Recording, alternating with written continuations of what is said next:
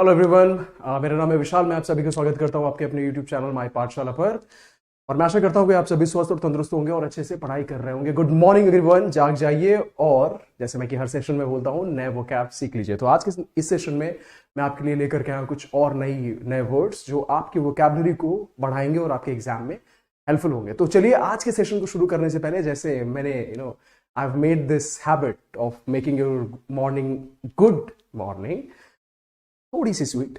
तो उस मॉर्निंग को और स्वीट करने के लिए मैं आपके लिए कुछ लाइनें लेकर आया हूं। लाइनें कुछ इस तरीके की हैं कि और फिर उसके आने के बाद, और फिर उसके आने के बाद, फिर से लाइनों को बहुत बहुत ध्यान से सुनिएगा।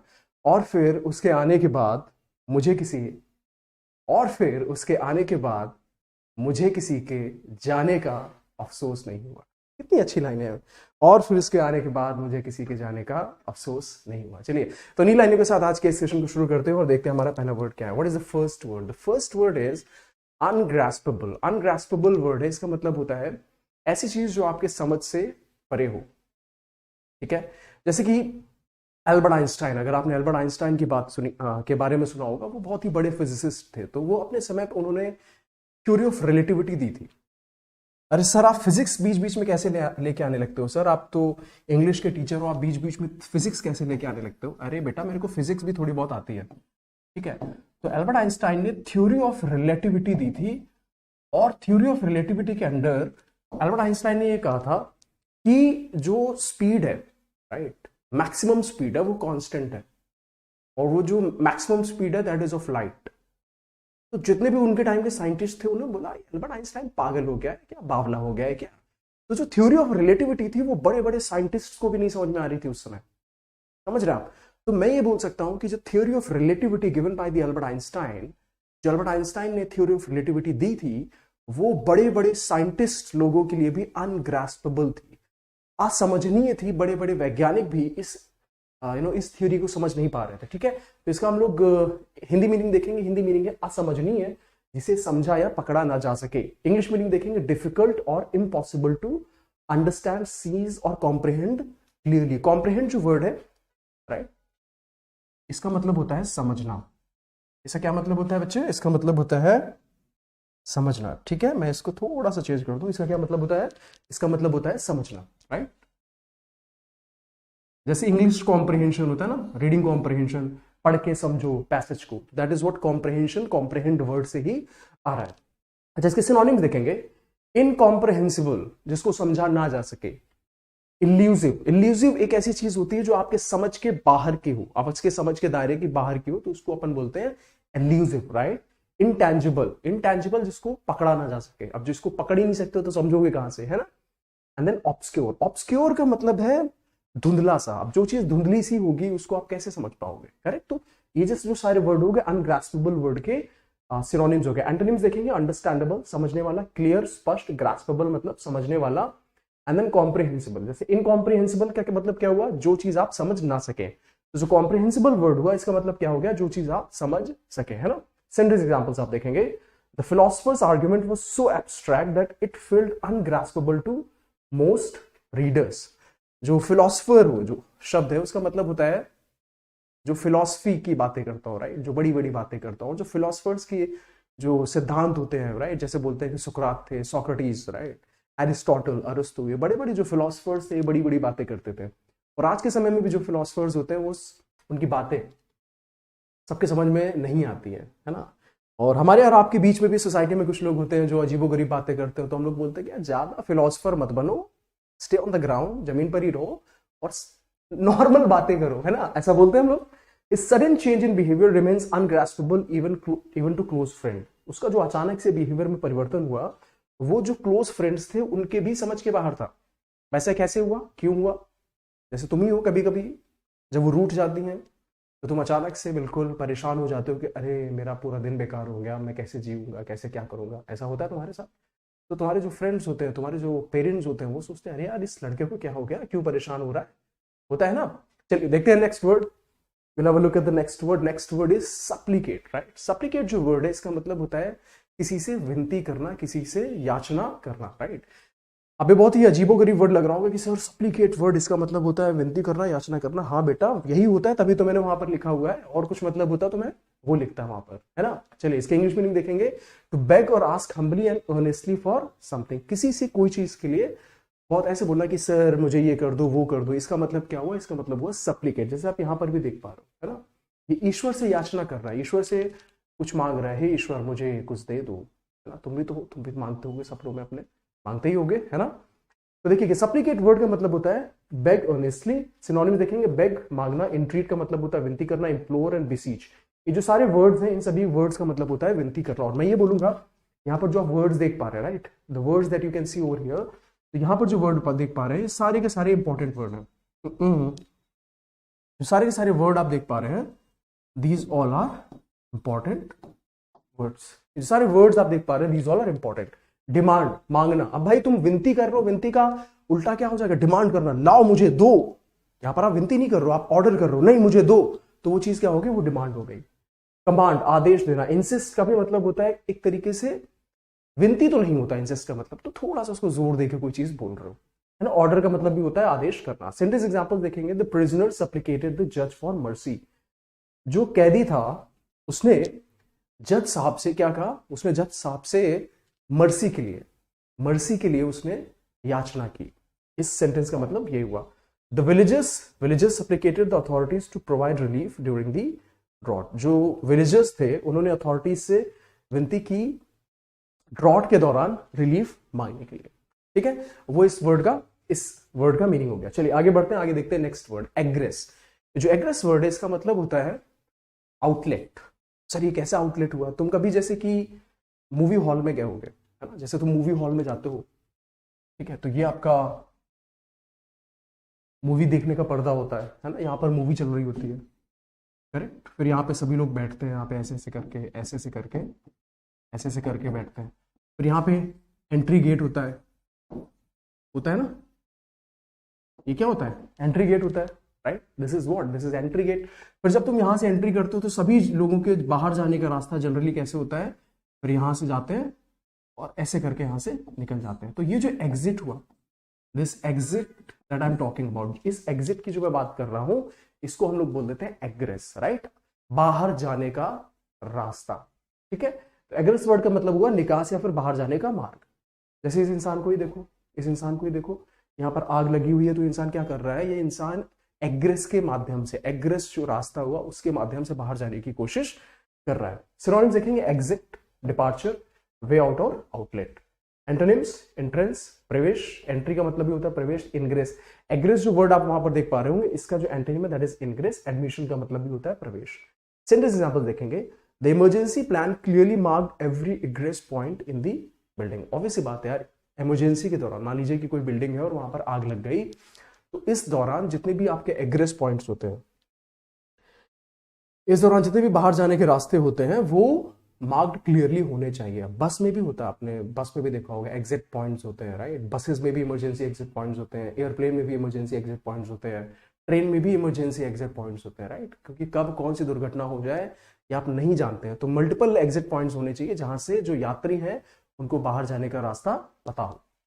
अच्छा, workers must एग्रेस the building immediately during the emergency. चलिए बढ़ते हैं आगे की तरफ, देखते हैं नेक्स्ट वर्ड है एथनोलॉजी। ये जो एथनोलॉजी है इसका मतलब होता है study of different cultures of different races, right. जैसे ह्यूमंस हैं, ह्यूमंस के डिफरेंट रेसेस हैं, और डिफरेंट रेसेस के क्या कल्चर्स हैं, उनके यहाँ कैसे शादियां होती हैं, ठीक है, उनके यहाँ कैसे लोग खाते पीते हैं, उनके यहाँ लोग कैसे फेस्टिवल्स मनाते हैं डिफरेंट रेसेस में। तो एथनोलॉजी में वही चीज को स्टडी किया जाता है, राइट।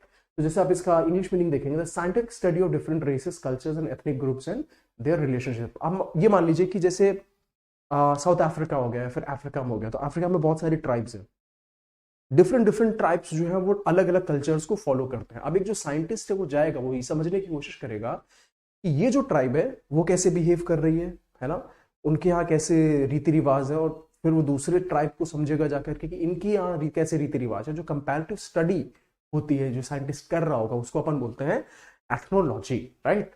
सिनोनिम्स देखेंगे, एंथ्रोपोलॉजी, ठीक है। एंथ्रोपोलॉजी और एथनोलॉजी में थोड़ा सा डिफरेंट है एक्चुअली में। एंथ्रोपोलॉजी जो वर्ड है राइट, ये एक बड़ा वर्ड है एंथ्रोपोलॉजी। एंथ्रोपोलॉजी जो वर्ड है, दिस इज, इसका मतलब होता है स्टडी ऑफ मैनकाइंड।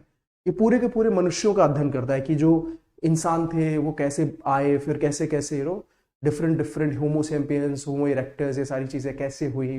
बट जो एथनोलॉजी है, राइट, जो एथनोलॉजी वर्ड है, इट कम्स अंडर दिस, ये एंथ्रोपोलॉजी के अंदर आता है। ये जो एथनोलॉजी वर्ड है ये एंथ्रोपोलॉजी के अंदर आता है।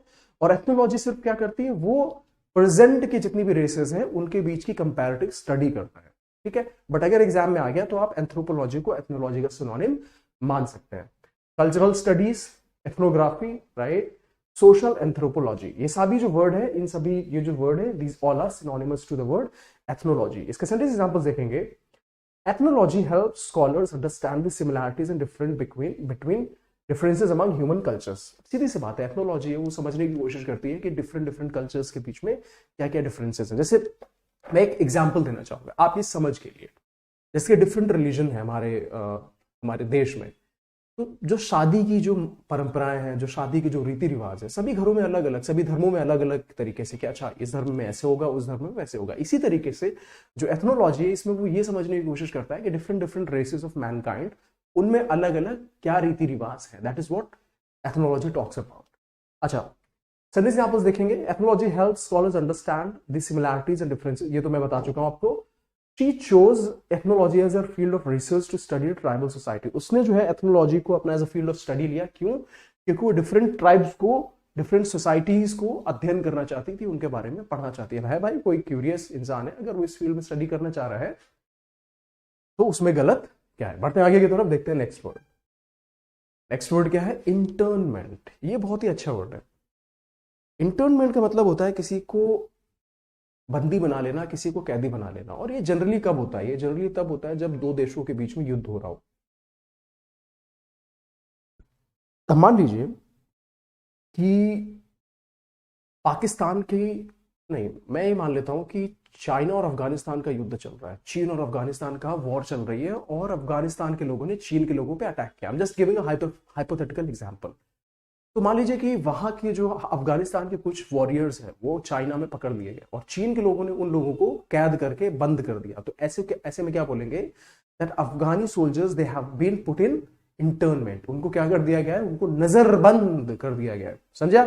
चलिए देखते हैं इसका लोग नजरबंदी या बंदीकरण। द एक्ट ऑफ कन्फाइनिंग और imprisoning people specially during the war और इमरजेंसी सिचुएशन। जैसे आप यहां पर भी देख लीजिए, ये है पूरी की पूरी फैमिली को ही नजरबंद कर दिया गया। अगर आपने हिस्ट्री में पढ़ा होगा तो हिटलर के बारे में फेमस है कि उसने बहुत सारे यहूदियों को, बहुत सारे ज्यूज लोगों को नजरबंद कर दिया था, और नजरबंद करने के पश्चात उसने गैस चैम्बर के द्वारा उन लोगों को मरवा भी दिया था। ऐसा कृत्य हिटलर ने किया था, ठीक है। ना सिर्फ इंडिविजुअल्स को, बट फैमिलीज तक के साथ भी उसने ऐसा काम किया हुआ था। ऐसा this is, it is being said in the history. Synonym देखेंगे। इम्प्रिजनमेंट, कैद करना। कन्फाइनमेंट का भी मतलब होता है किसी को कन्फाइन करना। डिटेंशन मतलब पकड़ना। इनकार्सरेशन का मतलब होता है किसी को कैद करना। एंटोनिम्स, रिलीज, लिबरेशन, स्वतंत्रता। फ्रीडम का मतलब है स्वतंत्रता। डिस्चार्ज मतलब किसी को बाहर कर देना। Sentence example. Many civilians were placed in internment camps during the war. बहुत सारे जो सिविलियंस थे, जो नागरिक थे, उनको वॉर के दौरान, युद्ध के दौरान नजरबंद कर दिया गया। आप सोचिए, ना सिर्फ सैनिकों के साथ ऐसा हो सकता है, बल्कि ये चीज हो सकती है किनके साथ? ये चीज हो सकती है नॉर्मल सिविलियंस के साथ भी। चलिए देखते हैं। The government justified the internment of suspects on security grounds. ये आप खुद समझ सकते हैं। बढ़ते हैं अगला वर्ड। जो अगला वर्ड है इसका मतलब है सुएव, राइट। इसको सॉव प्रोनाउंस मत करना आप लोग, इसको क्या बोलते हैं? सुएव। तो ये जो वर्ड हुआ इसका मतलब क्या है सर? ये जो वर्ड है इसका मतलब हुआ एक ऐसा इंसान जो बहुत ही आपको पॉलिश्ड लगे। अभी सर पॉलिश्ड का क्या मतलब हुआ? सर देखो बेटा, एक ऐसा इंसान जिसको देखते ही आपको लगता है कि भाई बहुत ही एनर्जेटिक है, देखने में बहुत सुंदर लग रहा है, बातचीत करने में बहुत अच्छा है, और ह्यूमरस है, पोलाइट भी है, और उसको पता है कि कहाँ पर क्या बोलना है। एक शिष्ट इंसान, ठीक है। एक ऐसा इंसान जो बातचीत करने में बहुत निपुण हो, देखने में बहुत अच्छा हो, तो आप समझ आइए ऐसे इंसान को हम लोग क्या बोलेंगे? Suave, right. इसका आप इंग्लिश मीनिंग देख सकते हैं। Polite, confident and charming, smooth and sophisticated way. जैसे ये इंसान है, ठीक है, इस इंसान के सामने मैडम है। इंसान इतना ज्यादा आकर्षक है, इतना ज्यादा आकर्षक कि मैडम खुद परेशान हो गई कि अरे कितना है। आप खुद समझ सकते हैं, ठीक है। सिनोनिम्स देखेंगे। Polished, charming, courteous and urbane. तो ये जो अर्बेन वर्ड है इसका मतलब हुआ एक ऐसा इंसान जो शहर से बिलोंग करता है, नॉट एग्जैक्टली शहर से बिलोंग करता है, बट उसके अंदर एक ऐसी चीजें हैं जो उसको गांव के लोगों से डिफरेंट बनाता है। That is what this word means. Antonyms देखेंगे, रूड, ऑकवर्ड, अजीबोगरीब, अनकाउथ और बोरिश।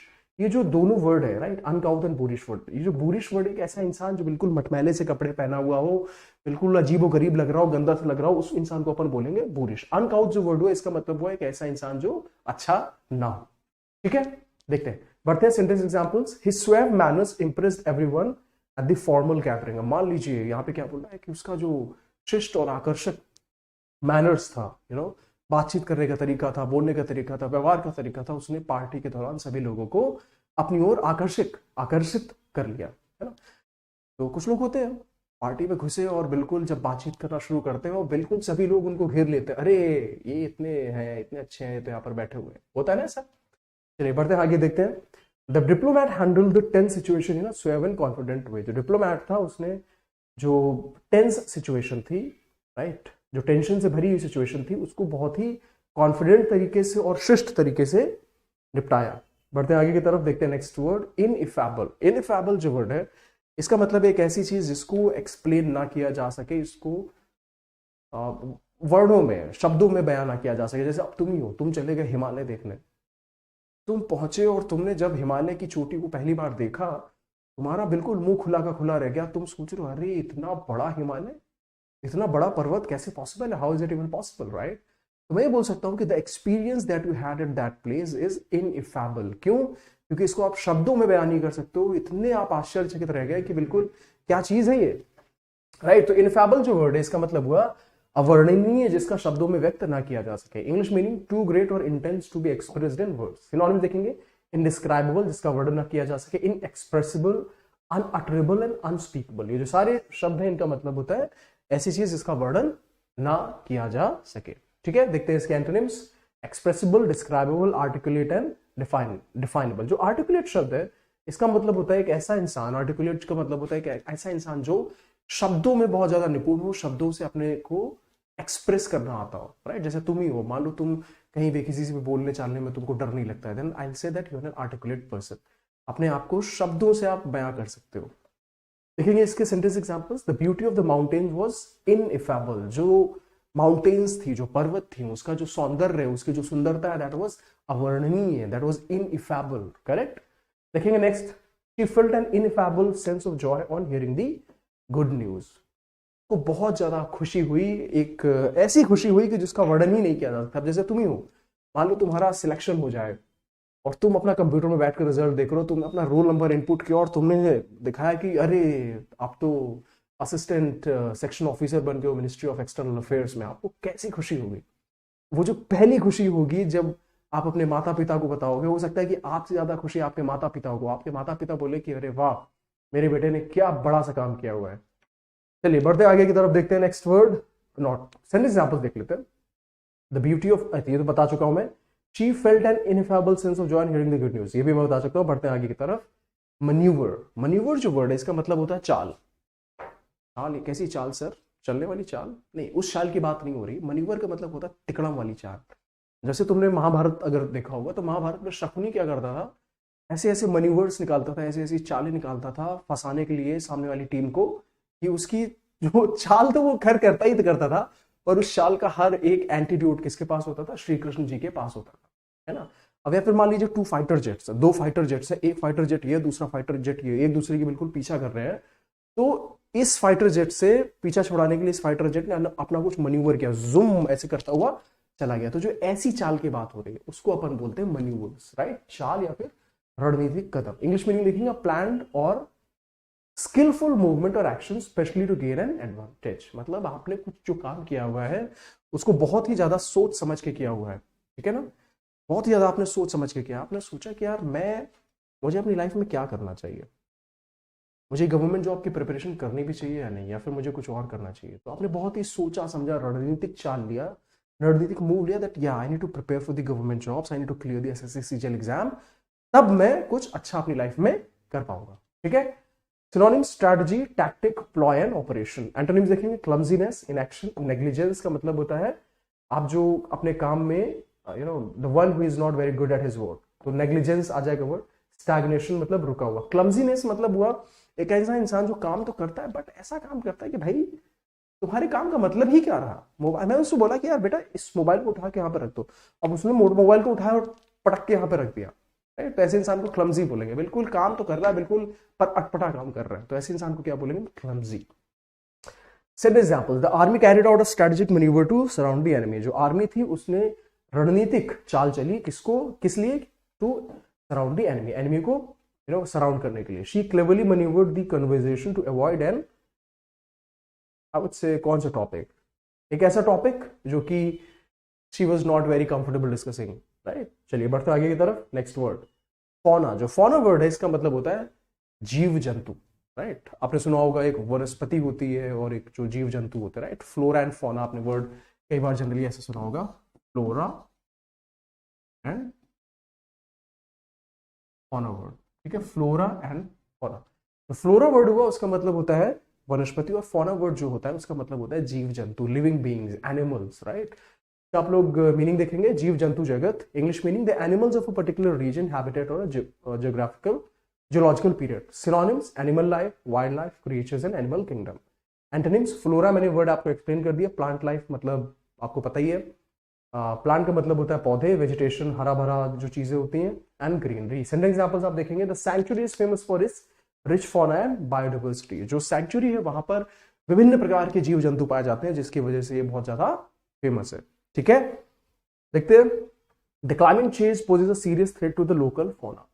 जो क्लाइमेट चेंज है उसकी वजह से जो लोकल जीव जंतु हैं जो किसी विशेष क्षेत्र में पाए जाते हैं उनको बहुत सारी समस्याओं का सामना करना पड़ रहा है। और मैं तो ये बोलूंगा कि सिर्फ लोकल ही क्यों, जो क्लाइमेट चेंज है that is a problem which the entire world is facing. मतलब पूरा का पूरा विश्व इस समस्या से गुजर रहा है। अब जैसे कि आप ही होगा, है ना। आपने देखा होगा कि गर्मियों में आजकल इतनी ज्यादा गर्मी पड़ रही है कि इंसान बिल्कुल बावला बना बैठा हुआ, पागल सा हो जा रहा है। और सर्दियों में इतनी ज्यादा सर्दी पड़ रही है कि बिल्कुल इंसान परेशान सा हो जा रहा है। ऐसा क्यों हो रहा है? It is happening because of the climate change. और हम इंसानों को फिर भी अकल नहीं आ रही है। मतलब गर्मी में गर्मी पड़ रही है तो अपन ले आए एसी, और एसी से पता है आपको क्लोरोफ्लोरोकार्बन यूज होता है, तो उसकी वजह से इन्वायरमेंट को और ज्यादा नुकसान हो रहा है। मतलब और गर्मी होगी तो हम और एसी यूज करेंगे, और एसी यूज करेंगे तो हम और गर्मी करेंगे। हम ह्यूमंस हैं, वी आर ह्यूमंस, बट हम लोग ऐसा क्या, किसको क्या ही बोला जा सकता है। चलिए बढ़ते हैं आगे की तरफ, देखते हैं next word. Next word is perquisite, right. Perquisite जो वर्ड है इसका मतलब होता है एडिशनल बेनिफिट्स, अतिरिक्त लाभ। बोलोगे सर ये कैसे एडिशनल बेनिफिट्स हुए? जैसे तुम ही हो, तुम्हारी जब जॉब लगेगी तो तुम्हें एक सैलरी मिलेगी, ठीक है। तुम्हें एक सैलरी मिलेगी, तो तुम जो काम कर रहे हो उसके एवज में आपको सैलरी मिल रही है। बट इसके अलावा आपको अतिरिक्त लाभ मिलेंगे, जैसे आपको मेडिकल बेनिफिट्स भी मिलेंगे, आपके जो पेरेंट्स हैं उनको बेनिफिट मिलेंगे, मेडिकल बेनिफिट्स मिलेंगे, है ना। या फिर आपको इधर उधर हर साल घूमने के लिए कुछ पैसे मिलेंगे कि जाओ भाई इधर आओ, जाओ घूम के आ जाओ। तो जो अतिरिक्त जो आपको लाभ हो रहा है, जो अतिरिक्त चीजें जो आपको मिल रही हैं, वो आपको परक्विसाइट्स में आप कर सकते हैं। जैसे मान लीजिए एक आईएएस ऑफिसर है, उसने जॉब ज्वाइन की, तो जॉब ज्वाइन करने के साथ साथ ही उसको एक बंगला मिल रहा है, उसको एक कार मिल रही है, उसको एक नौकर चाकर मिल रहे हैं। तो ये जो सारी अतिरिक्त चीजें हैं, all this, very sorry about that, ये जो अतिरिक्त चीज है, ऑल दी एडिशनल थिंग्स, ये सारी क्या है, इसको अपन बोलेंगे परक्विसाइट, ठीक है। I hope that make sense. Benefit और privilege reserved in addition to regular salary, मैंने बहुत अच्छे से आपको समझा दिया है। सिनोनिम्स देखेंगे, बेनिफिट, लाभ, प्रिविलेजेस, अलाउंस एंड बोनस।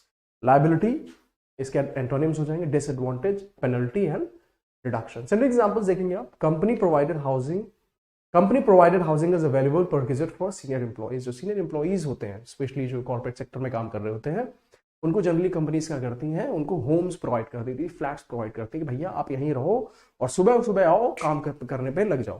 तो जो एडिशनल बेनिफिट्स इनको प्रोवाइड हो रहे हैं उनको अपन बोल सकते हैं perquisites, right. Free travel passes are considered perquisites of the job. चलिए बढ़ते हैं आगे की तरफ। And okay, that is all for today. या all the words are covered today. सारे शब्द हमने आज कवर कर लिए। That is all for today, ठीक है। आज हमने 10 शब्द कवर कर लिए और मुझे लग रहा है कि मैंने आज थोड़ा सा जल्दी पढ़ाया हुआ है, इसलिए आप मैंने आज थोड़ा सा सेशन शायद 2-3 मिनट पहले एंड कर दिया है। तो मुझे आशा करता हूँ कि आपको ये जो सेशन है वो पसंद आया होगा। अगर आपको पसंद आया हुआ है तो make sure that you like and comment on the YouTube comment section. चलिए तो फिर इसी के साथ मिलते हैं फिर नेक्स्ट सेशन में। Till then take care and keep a smile on your face and stay happy. Right? चलिए, take care and see you the next class.